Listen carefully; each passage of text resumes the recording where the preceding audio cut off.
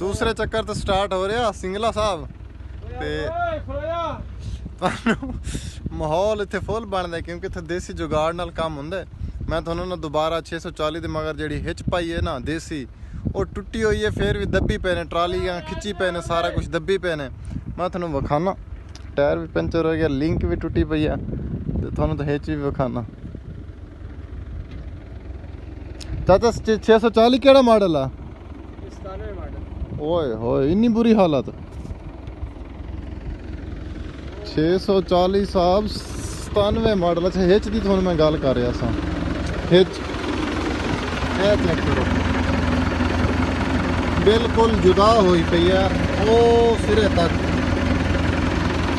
ਲੇਕਿਨ ਦੱਬੀ ਪਏ ਨੇ। ਦੇਸੀ ਬਣੀ ਹੋਈ ਆ ਨਾ, ਦੇਸੀ ਹਿੱਚ ਆ, ਦੱਬੀ ਪਏ ਨੇ। ਬਾਕੀ ਟੂਟੀ ਵਿੱਚੇ ਵਾੜ ਦੇ ਇਸਦੀ।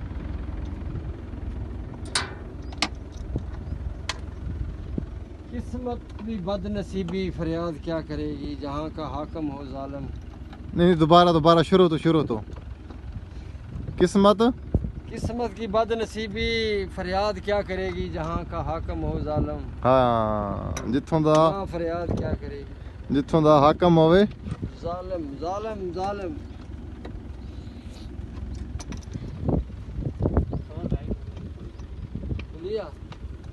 ਇਹਦੇ ਕੋਲ ਨਹੀਂ ਖੁੱਲਦੀ, ਇਹਦੇ ਕੋਲ ਨਹੀਂ ਖੁੱਲਦੀ। ਦੂਸਰਾ ਚੱਕਰ ਤਾਂ ਨਹੀਂ ਬਾਹਰ ਹੁੰਦਾ। ਹੁਣ ਗੱਡੀ ਹੋ ਗਈ ਪੈਂਚਰ, ਗੱਡੀ ਚੱਲੀ ਆ ਡਾਕਟਰ ਸਾਹਿਬ ਕੋਲੋਂ, ਗੱਡੀ ਬਣ ਗਈ ਮਰੀਜ਼। ਤੇ ਬਾਕੀ ਸਟਾਰਟ ਕਰਾਣੇ ਉਹ ਵੀਡੀਓ ਮੈਂ ਤੁਹਾਨੂੰ ਦਿਖਾਣਾ। ਇੰਨੀ ਦੇਰ ਨੂੰ ਤੁਸੀਂ 640 ਸਾਹਿਬ ਦਾ ਰਿਵਿਊ ਕਰੋ, ਠੀਕ ਹੈ।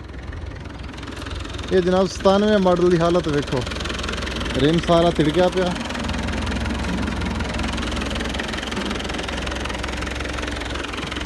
ਸਟਾਰਟ ਹੋ ਰਿਹਾ,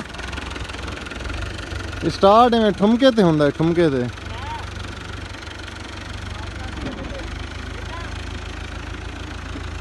ਸਟਾਰਟ ਠੁਮਕੇ ਤੇ ਹੁੰਦਾ ਬਈ, ਜ਼ਰਾ ਇੱਕ ਧੱਕਾ ਲੱਗਦਾ ਤਾਂ ਸਟਾਰਟ ਹੋ ਜਾਂਦਾ। ਉਹ ਬੈਠ ਤਾਂ ਦੇ ਉਹਨੂੰ। ਦੂਸਰੀ ਲਿੰਕ ਵੀ ਤੋੜ ਦੇ ਇਹਦੀ।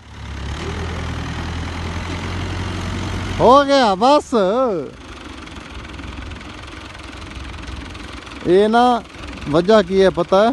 ਲਿੰਕ ਟੁੱਟਣ ਦੀ। ਲਿੰਕ ਟੁੱਟਣ ਦੀ ਵਜ੍ਹਾ ਇਹੀ ਆ ਜਿਹੜੀ ਅਸੀਂ ਟਰਾਲੀ ਨਾਲ ਗੱਡੀਆਂ ਸਟਾਰਟ ਕਰਾਉਂਦੇ ਆ, ਜਿਹੜੀ ਅਸੀਂ ਖਿੱਚਦੇ ਆ, ਠੀਕ ਆ। ਇਸ ਦੀ ਵਜ੍ਹਾ ਇਹੀ ਆ, ਬਾਕੀ ਹੋਰ ਕੋਈ ਵਜ੍ਹਾ ਕੋਈ ਨਹੀਂ।